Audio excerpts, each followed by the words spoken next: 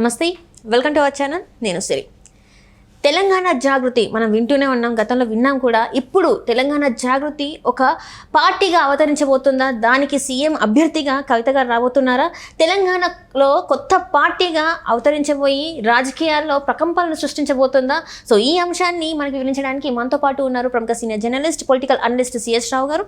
నమస్కారం సార్. నమస్తే సార్, ఇప్పుడు చూస్తుంటే తెలంగాణ జాగృతి మనం అంటే తెలంగాణ వచ్చినప్పుడు కొత్తలో మనం తెలంగాణ జాగృతి గురించి మాట్లాడాము, విన్నాము, అన్ని చేసాము. కానీ ఇప్పుడు తెలంగాణ జాగృతి కొత్త పార్టీగా తెలంగాణలో అవతరించబోతుంది. దానికి సీఎం అభ్యర్థిగా కవిత గారు రాబోతున్నారని చెప్పేసి వార్తలు వస్తున్నాయి. మరి ఏం జరగబోతుంది తెలంగాణలో? ఇప్పుడు తెలంగాణ జాగృతి అనేది ఒక స్వచ్ఛంద సంస్థలాగా పనిచేస్తుంది. తెలంగాణ సంస్కృతి సాంప్రదాయాలను కాపాడుకునే లక్ష్యంతో ఏర్పడినటువంటి ఒక సంస్థ అది. అవును సార్. దానికి కవిత ఎప్పటి నుంచో లీడ్ చేస్తూ ఉన్నారు. అది అందరికీ తెలిసినటువంటి విషయం. దేశ విదేశాల్లో తెలంగాణ జాగృతి గురించి తెలియనటువంటి వాళ్ళు ఎవరు లేరు, ఉండరు అనుకుంటా. ఎందుకంటే బతుకమ్మ ఇవన్నీ కూడా తెలంగాణ జాగృతినే నిర్వహించారు. ఆ తెలంగాణ జాగృతికి కర్త కర్మ క్రియగా కవిత ఉన్నారు అనేది అందరికీ తెలిసినటువంటి జగద్విదితం. సో కాబట్టి ఇప్పుడు ఆ తెలంగాణ జాగృతిని క్లోజ్ చేస్తారా సంస్థను అంటే దాన్ని రాజకీయ పార్టీగా పెట్టబోతున్నారు అనేది ఇప్పుడు లేటెస్ట్గా వినిపిస్తున్నటువంటి ఒక రాజకీయపరమైనటువంటి టాక్. ఎందుకు, ఏంటి, అసలు దాని అవసరం ఏమొచ్చింది అనేటువంటి ఒక ప్రశ్న వేసుకుంటే కనుక, ఇంతకుముందు టీఆర్ఎస్ పార్టీ ఉండేది, తెలంగాణ రాష్ట్ర సమితి. ఈ తెలంగాణ రాష్ట్ర సమితి కాస్త ఏమైంది, బీఆర్ఎస్ పార్టీ అయింది, భారత రాష్ట్ర సమితిగా మారింది. సో దీంతో తెలంగాణతోటి పేగుబంధం తెగిపోయింది కల్వకుంట్ల ఫ్యామిలీకి పెట్టినటువంటి టీఆర్ఎస్ పార్టీకి అనేది బలంగా వినిపించింది. సో తెలంగాణ అనేటువంటి ఒక సెంటిమెంటు అది లేకపోవడంతో ఆ తెలంగాణ అనేటువంటి పదం బీఆర్ఎస్ పార్టీకి ఆదరణ లేదు అని భావించేటువంటి వాళ్ళు బీఆర్ఎస్ పార్టీలో అనేక మంది ఉన్నారు. అందుకే బీఆర్ఎస్ పార్టీని రద్దు చేసి మళ్ళా టీఆర్ఎస్ పార్టీని రివోక్ చేయాలనేటువంటి డిమాండ్లు అనేక సందర్భాల్లో వచ్చాయి పార్టీలో. అయితే అది సాధ్యం కాదా అనే దాని మీద రకరకాలుగా ప్రయత్నాలు కూడా చేశారు కేసీఆర్, కల్వకుంట్ల ఫ్యామిలీలో ఉండేటువంటి వాళ్ళందరూ కూడా. కానీ ఎన్నికల కమిషన్కి సంబంధించిన నిబంధనలు ఏ విధంగా ఉన్నాయి వాటన్నిటిని పరిశీలించిన తర్వాత ఒకవేళ బీఆర్ఎస్ పార్టీని రద్దు చేసి మళ్ళీ టీఆర్ఎస్ని కనుక పెట్టాలి అనుకుంటే కనుక కారు గుర్తు వస్తుందా రాదా అనేటువంటి మరొక ట్విస్ట్ కూడా ఉంది. సో ఈ ట్విస్టుల నడుమ అది సాధ్యం కాదు, మళ్ళీ టీఆర్ఎస్ పార్టీని తిరిగి మళ్ళా పొందడానికి అవకాశం లేదు ఇప్పట్లో అనేది ఒక నిర్ధారణకి కల్వకుంట్ల ఫ్యామిలీ వచ్చిందని చెప్పి వాళ్ళ కుటుంబకంలో బాగా పరిచయం ఉన్నటువంటి వాళ్ళు చెప్పేటువంటి మాట. పార్టీ నుంచి వచ్చిన డిమాండ్ మేరకు దాన్ని రివోక్ చేయాలనుకున్నారు, కానీ అది సాధ్యం కాదని చెప్పి తేలిపోయింది రకరకాల సాంకేతిక కారణాల దృష్ట్యా. కాబట్టి ఇప్పుడు ఏం చేయాలి, బీఆర్ఎస్ పార్టీని కొనసాగించాలా ఉంచాలా అనేటువంటి ఒక చర్చ నడిచినప్పుడు బీఆర్ఎస్ పార్టీని క్లోజ్ చేయడమే బెటరు. బీఆర్ఎస్ పార్టీ పెట్టిన తర్వాతనే తెలంగాణ అనేటువంటి సెంటిమెంట్ లేదు కాబట్టి ఆదరించట్లేదు తెలంగాణ సమాజం. కాబట్టి తెలంగాణ అనే సెంటిమెంట్ని అద్దాలి అని అంటే మళ్ళీ తెలంగాణ అనేటువంటి పేరుతోటి ఒక రాజకీయ పార్టీ కావాలి. మరి విలీనం గురించి మరి సార్, ఇప్పుడు బీఆర్ఎస్ విలీనం జరుగుతుంది బీజేపీలో కూడా, మరి వార్తలు అయితే చాలా సోషల్ మీడియాలో తెగ వైరల్ అవుతుంది. మరి నిజంగానే మరి బీఆర్ఎస్ నాటి విలీనం చేసి మళ్ళీ పార్టీని పైకి తీసుకొచ్చే అవకాశాలు ఉన్నాయంటారా మీరు చెప్పిన ప్రకారం? ఇప్పుడు బీఆర్ఎస్ పార్టీ విలీనం అనేది ఒక అంశం, బీఆర్ఎస్ పార్టీ రద్దు అనేది ఇంకొక అంశం. ఇప్పుడు బీఆర్ఎస్ పార్టీ విలీనం జరుగుతుందని చెప్పి చాలా కాలంగా వినిపిస్తుంది.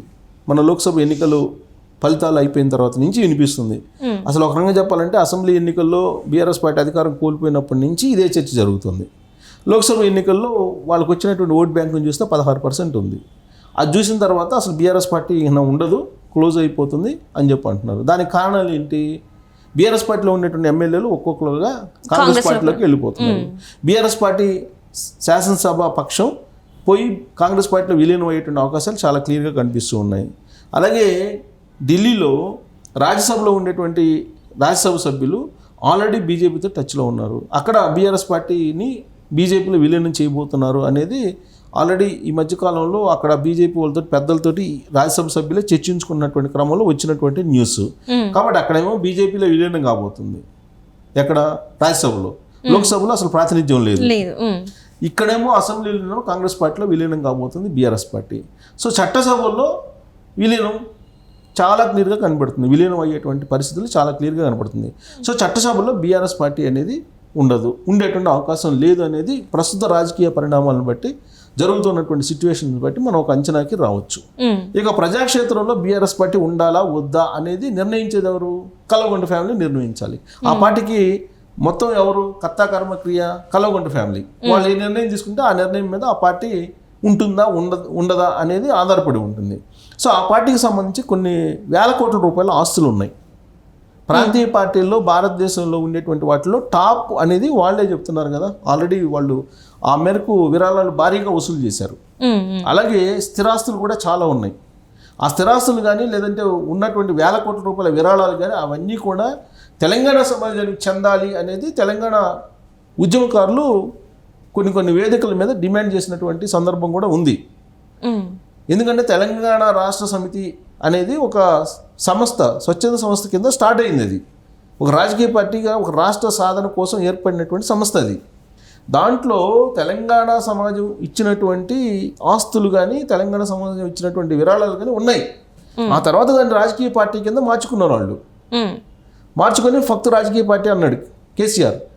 కానీ ఇప్పుడు తెలంగాణ ఉద్యమకారులు చాలామంది ఏమంటున్నారు, నువ్వు ఈ రాజకీయ పార్టీ కింద పెట్టుకో, కానీ దానికి సంబంధించినటువంటి ఆస్తులు చరాస్తులన్నీ కూడా తెలంగాణ సమాజానికి చెందాలి అనే దాని మీద పోరాటం చేయడానికి కూడా కొంతమంది సిద్ధపడుతున్నట్టు నా ఇంటర్వ్యూలోనే చెప్పారు. అయితే ఇప్పుడు బీఆర్ఎస్ పార్టీగా అవతరించిన తర్వాత అసలు తెలంగాణ సమాజానికి దూరం అయిపోయింది. ఇది తెలంగాణ అనేటువంటి ఆ పదం లేకుండా తెలంగాణ సమాజంలోకి వెళ్ళి ఓట్లు అడిగితే వేసేటువంటి పరిస్థితి లేదనేది అసెంబ్లీ ఎన్నికల్లో కానీ లోక్సభ ఎన్నికల్లో కానీ తేలింది. కాబట్టి బీఆర్ఎస్ పార్టీని అసలు క్లోజ్ చేసేసి తెలంగాణ అనేటువంటి పదం ఉండేటువంటి ఒక పార్టీని మళ్ళీ ఫ్లోట్ చేయాలి అనేటువంటి ఒక ఆలోచన కల్వకుంట్ల ఫ్యామిలీ తాజాగా చేసింది అని చెప్పి తెలుస్తుంది. ఎందుకని టెక్నికల్గా మళ్ళీ టీఆర్ఎస్ పార్టీని రివోక్ చేసుకున్నటువంటి అవకాశం లేదని చెప్పి తెలిసిన తర్వాత సో ఇప్పుడు ఏం చేస్తున్నారు వాళ్ళు? వాళ్ళ చేతుల్లో ఉంది తెలంగాణ జాగృతి.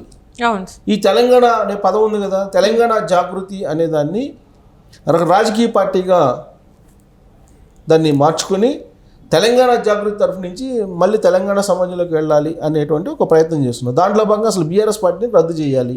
బీఆర్ఎస్ పార్టీని రద్దు చేసి బీఆర్ఎస్ పార్టీకి ఉన్నటువంటి కారు గుర్తుని తెలంగాణ జాగృతికి పెట్టుకోవాలి. తెలంగాణ జాగృతికి ఉండేలా సాంకేతికంగా వెసులుబాటు ఉంటుందా ఉండదా అనే దాని మీద ఒక చర్చ అయితే నడుస్తుంది. ఈ నడుస్తున్నటువంటి క్రమంలో వచ్చినటువంటి స్పెక్యులేషన్స్ ఇవన్నీ కూడా బీఆర్ఎస్ పార్టీ అయితే రద్దు అవుతుందని చెప్పి ఆ పార్టీలోనే వినిపిస్తుంది. సో బీఆర్ఎస్ పార్టీ రద్దు అయ్యి తెలంగాణ జాగృతి అనేది రాబోతుంది, కొత్త రాజకీయ పార్టీ. దానికి తెలంగాణ జాగృతికి కర్త కర్మ క్రియగా కవిత ఉండేటువంటి అవకాశం ఉంది అని కూడా వినిపిస్తుంది. ఎందుకు కవిత ఉంటుంది అంటే కవిత జైల్లో వెళ్ళి ఆల్మోస్ట్ 6-7 నెలలు అవుతుంది. జైలు జీవితం గడుపుతున్నారు ఆవిడ. ఇవాళ కాకపోతే రేపైనా జైలు నుంచి బయటకు వస్తారు. జైలు నుంచి బయటకు వచ్చిన తర్వాత ఆవిడకి ఒక పెద్ద క్రేజ్ వస్తుంది.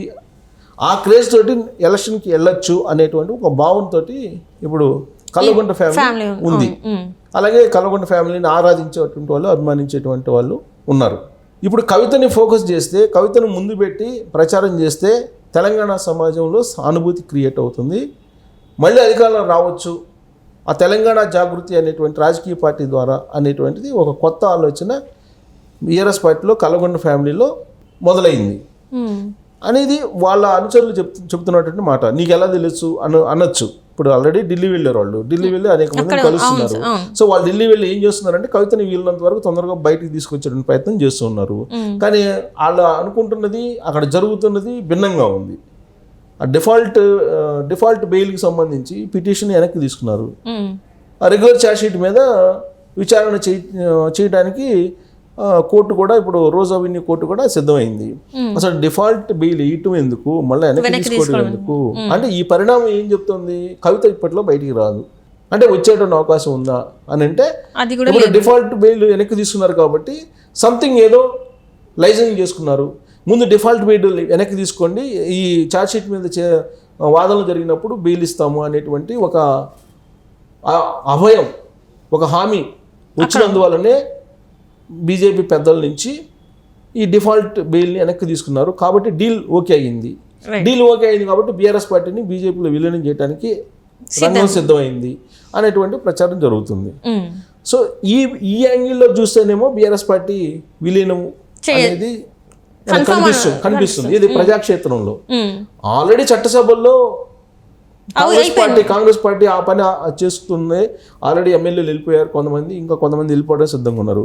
అక్కడేమో బీజేపీలో రాజ్యసభ సభ్యులు వెళ్ళిపోతున్నారు, రాజ్యసభ సభ్యులు విలీనం అయ్యేటువంటి అవకాశం ఉంది. చట్టసభల్లో ఆల్రెడీ విలీనం ఖాయం, దాదాపుగా ఖాయం. రాజకీయ పరిణామాలను బట్టి చూస్తే ప్రజాక్షేత్రంలో బీఆర్ఎస్ పార్టీ ఉంటుందా లేదా అని అంటే బీఆర్ఎస్ పార్టీని క్లోజ్ చేస్తే అటు కవిత కూడా బయటకు వస్తుంది. కవిత బయటకు వచ్చిన తర్వాత తెలంగాణ జాగృతి అనేటువంటి సంస్థని రాజకీయ పార్టీగా అవతరింపజేసి దానికి కారు గుర్తును వీలున్నంత వరకు సాంకేతికంగా పోరాటం చేసి కారు గుర్తును తీసుకొచ్చుకొని ప్రజల్లోకి వెళ్తే అప్పుడు మళ్ళా అధికారం రావచ్చు అనేటువంటి ఒక మాస్టర్ ప్లాన్ వేశారు కేసీఆర్. ఇది వాళ్ళ అనుయాయుల నుంచి వస్తున్నటువంటి సమాచారం. గతంలో కేసీఆర్ సోనియా గాంధీని బోల్తా కొట్టించారు. ఇప్పుడు బీజేపీని కూడా ఈ బీఆర్ఎస్ పార్టీని విలీనం చేస్తాను అని చెప్పి బోల్తా కొట్టించేసి కవితను బెయిల్ మీద బయటికి తీసుకొచ్చుకొని తెలంగాణ జాగృతి అనేటువంటి ఒక రాజకీయ పార్టీని ఫ్రూట్ చేసి ఆవిడ ద్వారా అధికారంలోకి రావాలి. ఆవిడని జైల్లోకి వెళ్ళి వచ్చిన తర్వాత సహజంగా సింపతి ఉంటుంది. సరే లిక్కర్ స్కామ్ చేశారు, ఇవన్నీ న్యూస్ వచ్చినాయి, సరే ఆమెకి శిక్ష పడిన జైల్లో ఉండి వచ్చిందని అనుకుంటారు ప్రజలు. సో జైల్లో ఉండి వచ్చినటువంటి వాళ్ళు అధికారంలోకి వచ్చినటువంటి సందర్భాలు చాలా ఉన్నాయి. జగన్ కనపడుతున్నాడు, జయలలిత కనపడుతుంది, చంద్రబాబు నాయుడు కనపడుతున్నాడు. ముఖ్యమంత్రి జైల్లో ఉండే చేస్తున్నారు. సరే జైలుకి వెళ్ళిస్తే కనుక ముఖ్యమంత్రులు అవుతారు అనేది రేవంత్ రెడ్డి జైలుకి వెళ్ళి వచ్చాడు. ఇవన్నీ చెప్తున్నారు రాజకీయాల్లో. కాబట్టి జనరల్ గా జైలుకి వెళ్ళి వచ్చిన తర్వాత ఒక రకమైనటువంటి సింపతి అయితే ఉంటుంది, సానుభూతి. సో ఆ సానుభూతిని బేస్ చేసుకొని అధికారంలో రావచ్చు అనేది ఒక మాస్టర్ ప్లాన్ వేశారు. అంటే బీజేపీని కూడా బోల్తా కొట్టించడానికి కేసీఆర్ కల్వకుంట్ల ఫ్యామిలీ సిద్ధమైంది అని చెప్పి భావించడానికి, విశ్లేషణ చేసుకోవడానికి అవకాశం ఉంది. Right thank you so much sir.